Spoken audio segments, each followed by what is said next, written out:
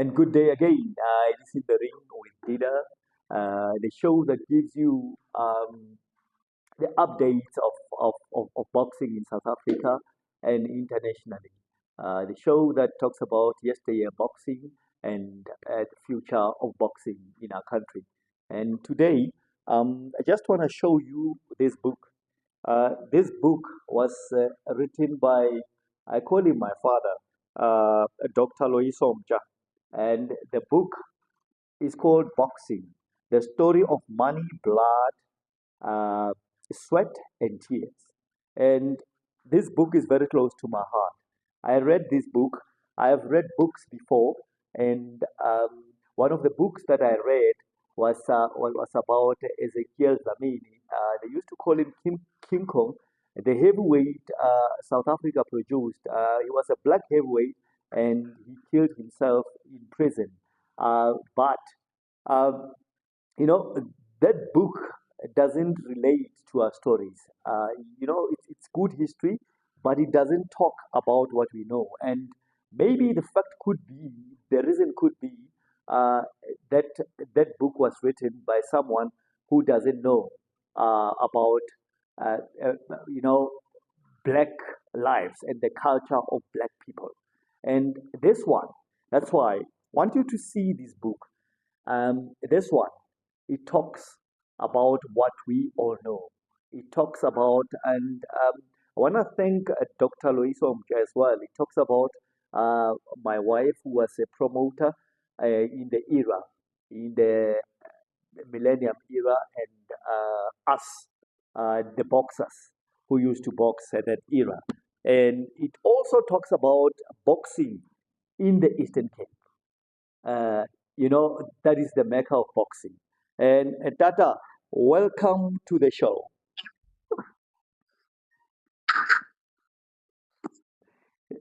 Dr. Lois Omja, Dr. Lois Omja. Hello, Dida. Yes, Tata, welcome to the show. Welcome to the show. Thank you so much. Thank you for having me. And good morning to your listeners. If it's still morning outside, I don't.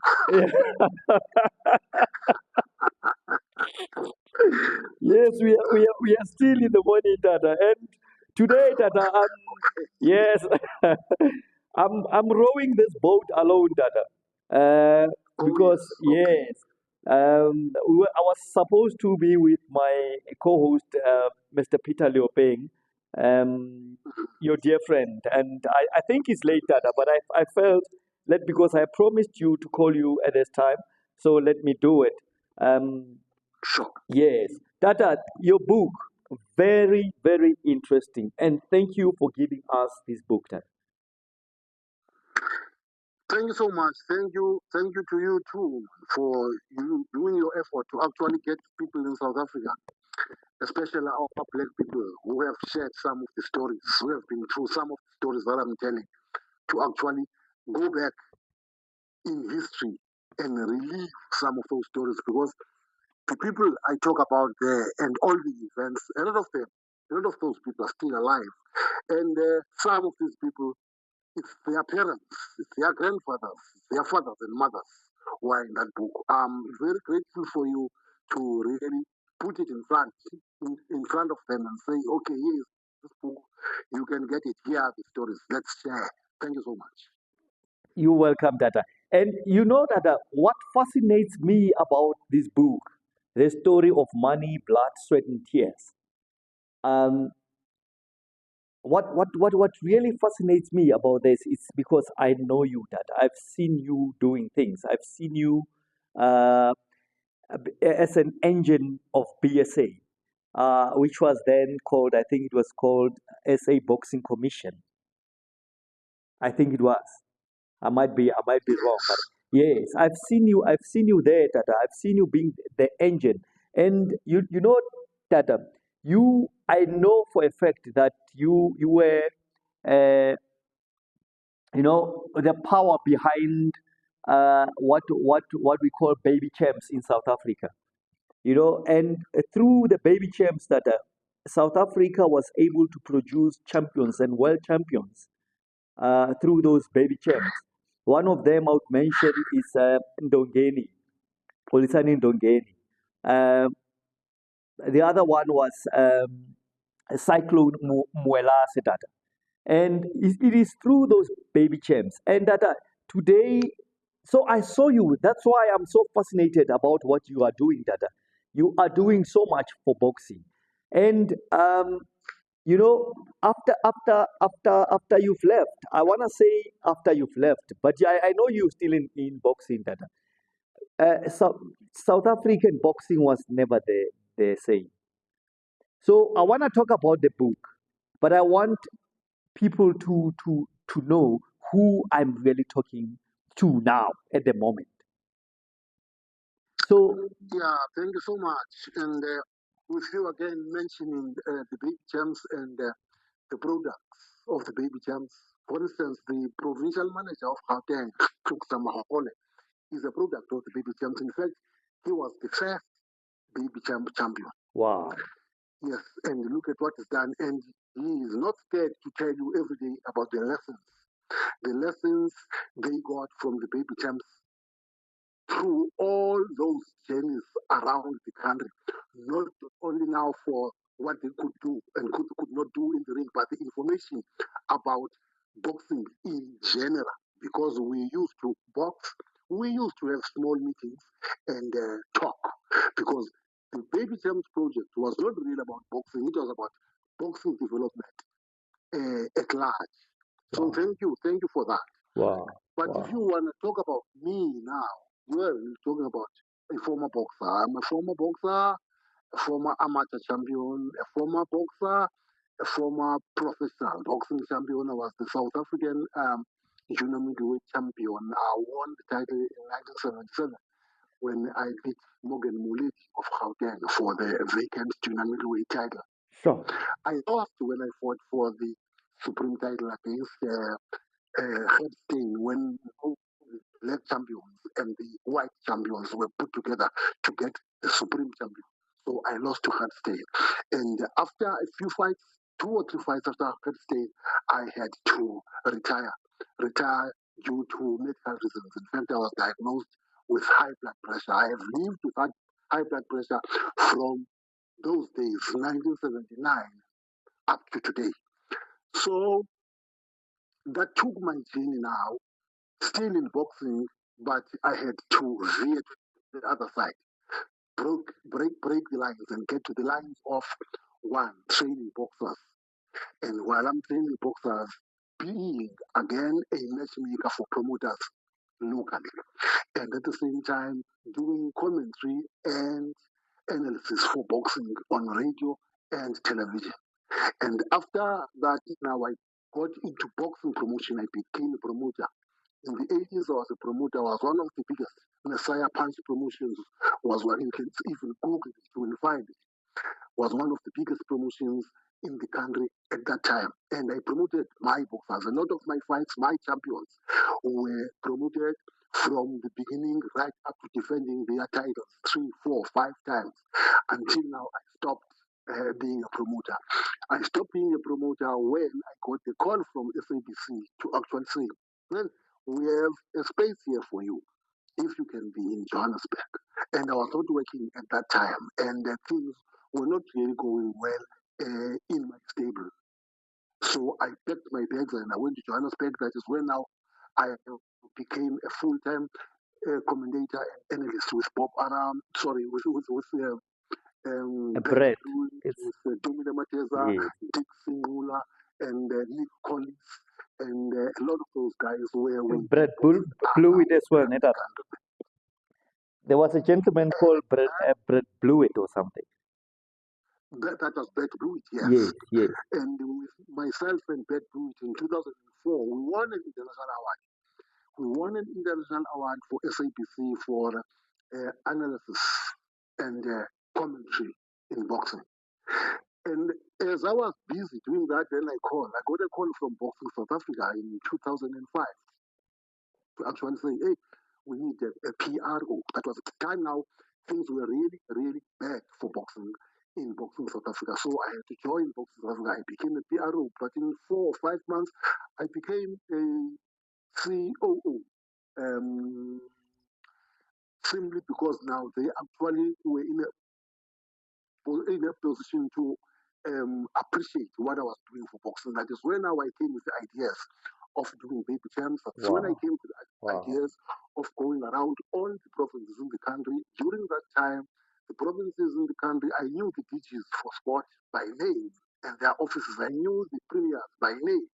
Your premiers like Ace Makashula, I was in their offices talking about boxing. That is the reason now all the provinces got into boxing and started pumping money into boxing because I realized that the challenge was that boxing had been big during apartheid because there was money in boxing.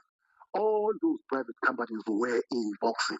But once now things started changing now around 1994, all those companies left boxing. Sure. And now boxing had to fight for itself. And the best answer would come from the provinces, from the government, because after all, boxing was and still is the only sport that is run by an act of parliament. So that is what I was putting to the country. That is where now money came from the sport. As a result, if you can go to the registers of South Africa and all of that, there was never a single year. There was never a single year that there were less than 9-0 tournaments in the country per year. Yes, yes, yes.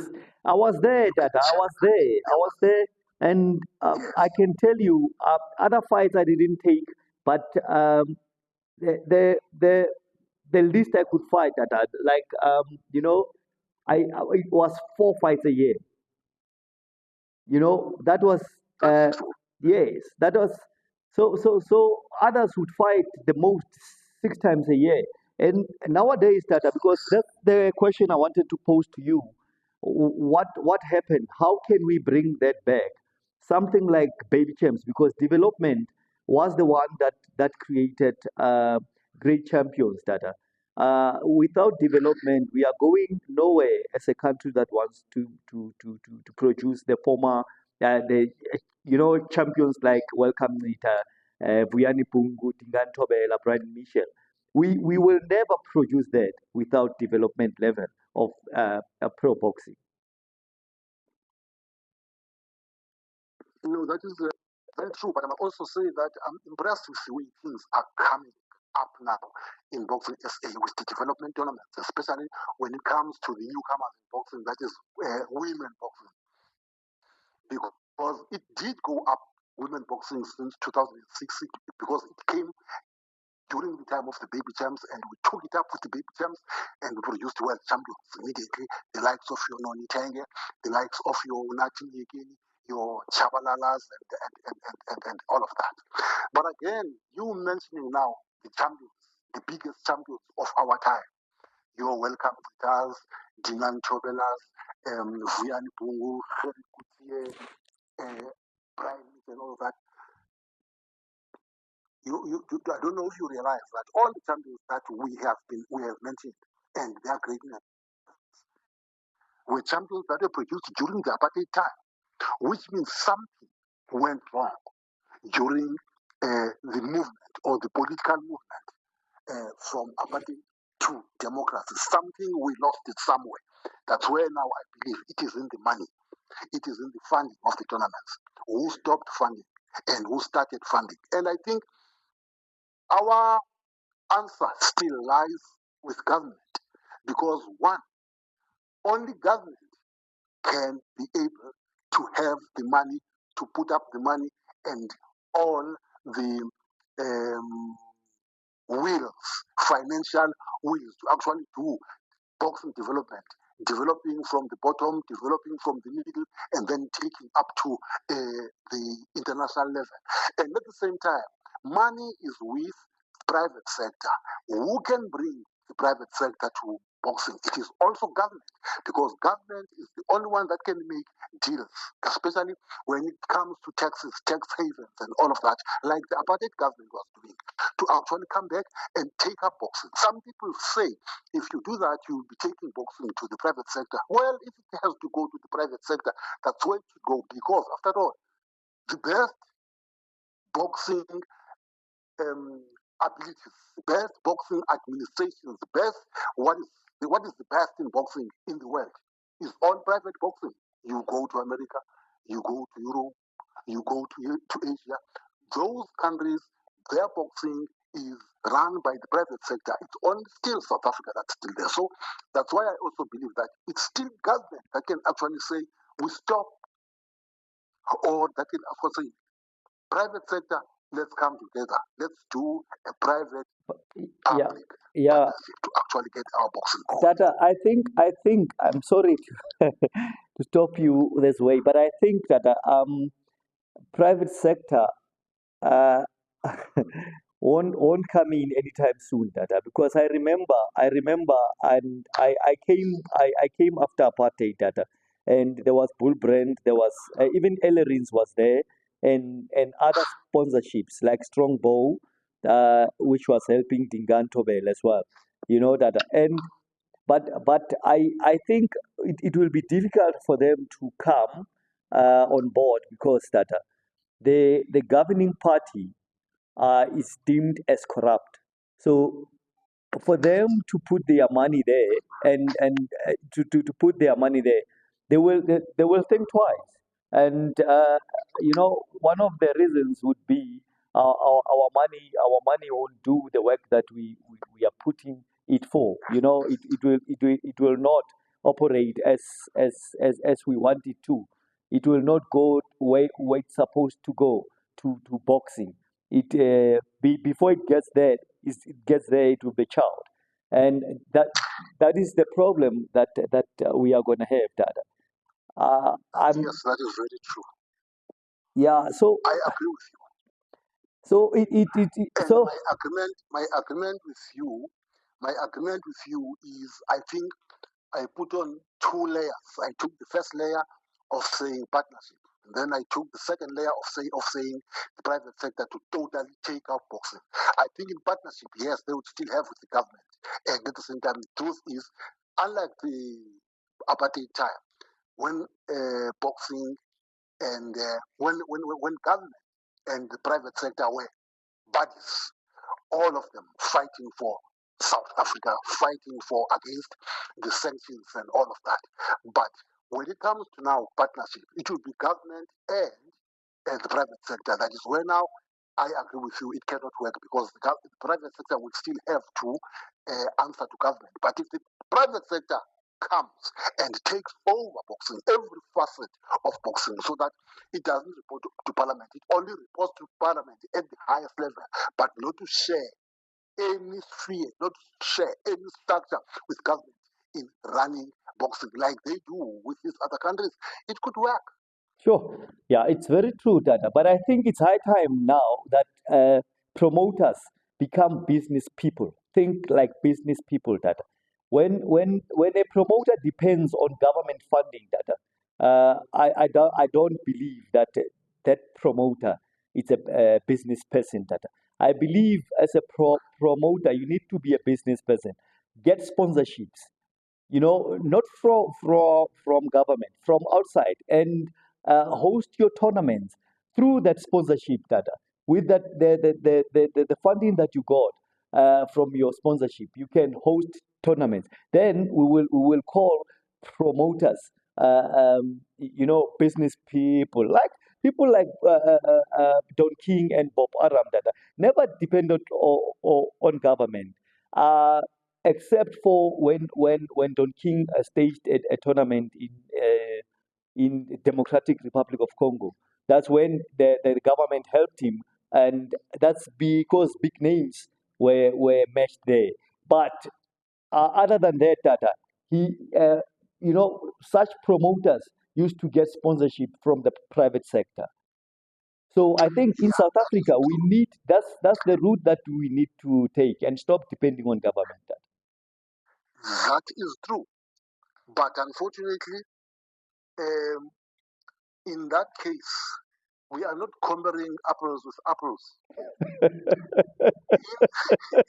You are comparing South Africa with, let's say, with America.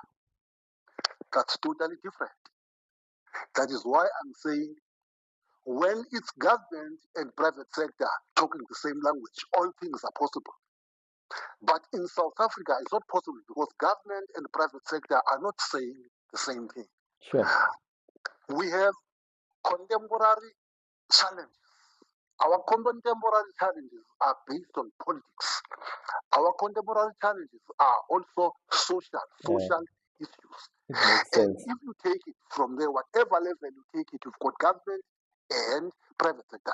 And again, the government in South Africa that is actually running South Africa, the power is with the black people. But the economy, the money is with the white people. We prevail at that. If you talk about them as groups, Sure. the black group, that's power. The white group, that's money. Economy. Yes. It's economy, yes.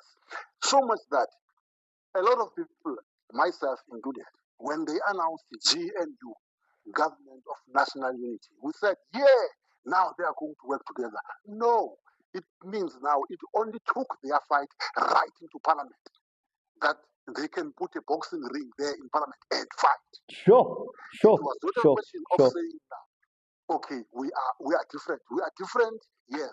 But if they could be able to work together inside, that's why I'm saying it's easier for those guys in America because their attitudes are totally different from these. Take any promoter in South Africa, whether he's squeaky clean, has nothing bad, he has never run, can be vetted and all of that.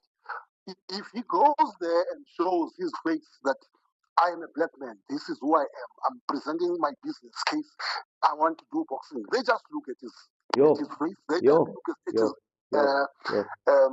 at his skin color, and that's it. That is already true. 70% of that is gone. That is true. 70% of the yes is gone. It's going to work with 50%. That is true. That is true. That is why it's actually not working. And again, this private sector did not leave South African boxing because boxing was corrupt. Our boxing, the management, the administration, all of that boxing has never been corrupt. No man has ever been beaten in that office of boxing South Africa. Never. Sure. They withdrew from boxing not because boxing was squandering money or whatever. They withdrew because they did not trust the people who were coming now to do administration in boxing and say, politically, let's move out. And so, because those people were black, only because those people were black. Yes. Tata, Tata, then let me not forget what I'm here for, Tata. My reason for being here was to show people, to showcase your craft, Tata, your beautiful craft. And Tata, I'm worried about this book because this book is not famous. I bought this book when I was at Emperor's Palace and I saw you there having these pieces, Tata, and I had to have one of them. Fires together, we hit harder. You are my man, Boxy. That's what you wrote on this book. Why is this book not famous, Tata? Because this is a beautiful book. I read every page on this book, and some of the stuff that you said, Tata, it was this book in a nutshell. Yes, that is very true. I think it is not as well known as it should be. That is why I take this moment to actually thank you at some of other sources that have tried to make this book to be on the table on public view or on ear view so that they can go and buy it. But it has gone something like I think I've sold about more than 800 books now because it's going well on takealot.com. Wow. It has also been bought overseas. Wow. Amazon.com. Yes, can Wow. also be Wow. watched. That is why you find it easily when you go to Google and all of that, because some people did pick it up overseas. Wow. People were interested in boxing outside of their continents, outside of Asia, outside of Europe, outside of America. And yes, it's still going well. But again, I think it's still gonna go with the new things that we're going to be doing now, including yours, to actually take it to the rest of the world. Because this book comes at a time when technology is actually taking over. There are a lot of books in libraries and all of that. People don't actually read these days what is written in the books. Technology has taken over, and even our children now, the culture of reading is not as good as it was usually. So much that is why even they are reading their own languages is not as good as it used to be. But I think it is also our challenge to actually make sure that we turn that wheel around. Because this book is about our heritage. This book it is about our memory. Not only black people in South Africa, but now you will read about 80% of what is in the book being from the black side, because, well, that's where I'm coming from. That's where a lot of things that I write about that were coming, that were happening, I was in the middle of them a lot of times. This book is about social cohesion, what boxing is doing amongst people, keeping our people as a glue. Because, like that Mandela said, that sport can unify people. And boxing does that. Very true. Boxing does that. You can see all the different races when there's a fight, when there's a good fight, when they talk about that, when they get animated about boxing, they forget their habits, racial habits, and all of that. They just talk about boxing. It glues people together, especially now boxing being boxing, where boxers fight against each other, irrespective of color, where trainers train boxers, irrespective of color, unlike our time, where we could not be trained by white That's trainers, that's black very true. boxers, black That's trainers could not train white fighters.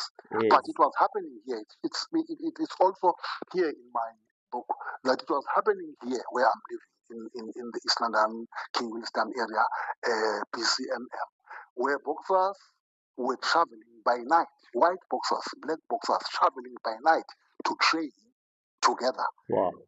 Wow. By morning, nobody mentions it. It's unknown.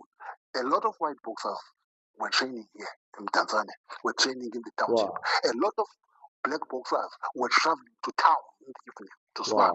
And I understand that even in Johannesburg, that's what was. In fact, I know for a fact that Andre Steyn, when he was going to be fighting for the world title against, I forget the name, Happy Boy Mkaji, who is our legend here, was taken to Johannesburg to stay there and spar. But all that had to be clandestine. Hush, hush, nobody could know about that. But the realities were coming out that we need each other. So this book now, it comes out to put those things on those issues on the line. Resistance, our resistance, and the resilience. Because against all odds, against all of apartheid, uh, this province that I'm in, that I live in, and this, especially this region, this municipality, it became one of the best boxing venues. It's called the Mecca of boxing because up to today, it is still the best producer of world champions in South Africa, best producer of prospects, best producer of trainers, against all odds, against all social and political odds, simply because people had that resilience to actually say, hey, this is our talent, we can do this, we know this, let's put it together. So that is where now I also got this in me to actually say, Wow. let me Wow. put all of this down. No, that I would like to thank you so much. And as I promised, we going to be robust about marketing this book. Ami has to shoot it and show the people because this book deserves to be known. People need to read this to understand the history of boxing in South Africa, Tata. And Tata, I would like to thank you so much. Thank you and thank you that this is Dr. Loyiso Mtya, the man who has done almost everything in boxing. Tata, thank you so much. Thank you so much. Yeah, yeah, my I'm hoping to talk to you again soon, Tata, with something else. And I wish you the best with this book, Tata. And I know this book will sell 1 million copies after we've done this. Thank you, Tata. Nazo, Tata. Let's keep boxing going. You're welcome. Sharp, Tata. Bye bye, So Tata. much. Bye bye. Bye. Yeah, we did it. That was Dr. Loyiso Mtya, and he spoke to us. And this book, please get this book. You're gonna love what's inside this book. What it contains is what you need to know about boxing in South Africa. And maybe by reading this book, we can change boxing in South Africa. It was me, Adida Dipeko, and my co-host just arrived. But yeah, we love you guys. We love you guys on his behalf as well. We love you guys. Ciao, ciao.